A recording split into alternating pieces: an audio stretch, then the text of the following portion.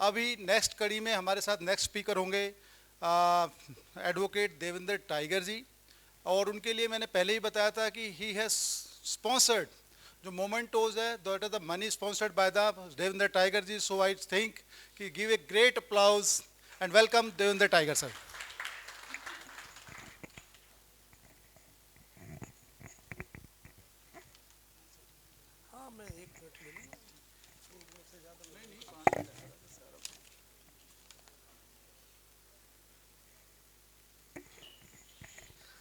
सबसे पहले मैं इस भूमि को, जहाँ पर प्रोग्राम हो रहा है, इसको देवभूमि कहते हैं। मैं सबसे पहले देवभूमि को नमन करता हूँ और आप सभी को सादर प्रणाम करता हूँ।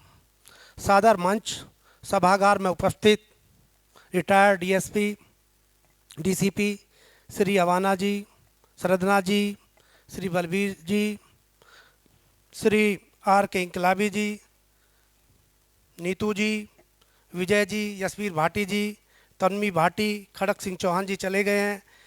मेरे सामने बैठी भारती जी, वंशिका जी। सबसे पहले जो प्रोग्राम के आयोजक हैं श्री भारत भूषण जी, मैं इनको धन्यवाद अदा करता हूँ, क्योंकि ये कोई प्रोग्राम करना इतना आसान काम नहीं है। इसके लिए समय भी लगता है, पैसा भी लगता है, सबको टेलीफोन भी करना है, व्हाट्सएप पे भी खबर करनी है। कुछ लोग तो कई बार व्हाट्सएप देखते भी नहीं हैं। और फिर यहाँ सारा इंतज़ाम करना, अपने घर का सारा काम छोड़ना, सबको इनको पड़ता है।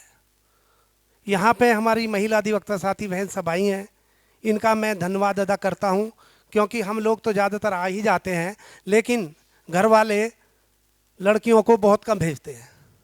तो इनका बार बार महिला शक्ति का धन्यवाद। और आप सभी का भाषण तो यहाँ सभी का हो गया। पथिक जी के बारे में भाटी जी ने बता दिया है, तन्वी भाटी ने भी बताया है। और हमारे जो नए अधिवक्ता साथी हैं, उनको कैसे आगे बढ़ना है, कैसे वो जुडिशरी की तैयारी करें, कैसे हमारे अधिवक्ता साथी जिनका बार काउंसिल में ज़्यादा प्रतिनिधित्व नहीं है, हम कैसे अपनी संख्या बल वहाँ बढ़ा सकते हैं, इस बारे में भी हमें चर्चा करनी चाहिए।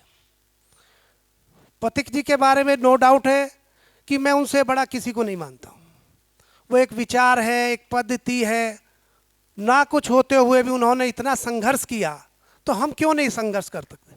अब तो सब साधन है, पहले तो साधनों का अभाव था। तो हम सबको इन चीज़ों के बारे में सोचते हुए अपने आप में एक दृढ़ निश्चय करना चाहिए कि हम समाज को और कैसे आगे बढ़ा सकते हैं, हम समाज के लिए क्या दे सकते हैं। हमारे माता पिता ने जो हमें दिया, उसका कर्ज हम कैसे उतार सकते हैं। तो वो हम शिक्षा से ही उतार सकते हैं।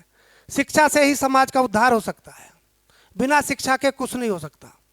और लड़कियों को, जैसे नीतू जी बता रही थी, उनकी बात को मैं सत्य करता हूँ। मेरी भांजी है, वो रुड़की में ही रहती है, मैं बताऊँ तो वो एलएलबी करने का उसका मन था, तो उनके फादर कहने लगे नहीं, इसको एलएलबी नहीं कराएंगे। तो अकस्मात मैं भी अपनी बहन के पास मिलने आ गया था, तो मैंने कहा इसको एलएलबी जरूर कराओ, क्योंकि मैं नहीं कराऊंगा। तो मैंने उसका एडमिशन अमेठी में कराया और उसने टॉपर किया और वो जुडिशरी की तैयारी कर रही है। मुझे पूरी उम्मीद और आशा है कि वो पहले अटेम्प्ट में वो टेस्ट पास करेगी। और अभी वो महिंद्रा टेक जॉन है, उसमें वो 1 लाख पे लीगल एडवाइजर बनी हुई है।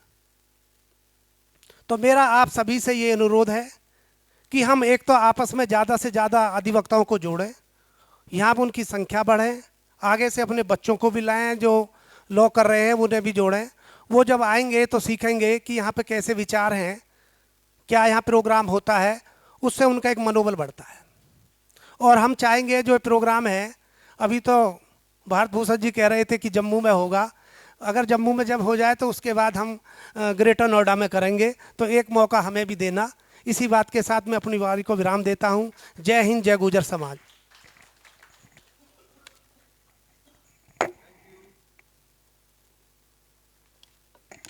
वेरी थैंक्स एडवोकेट टाइगर साहब।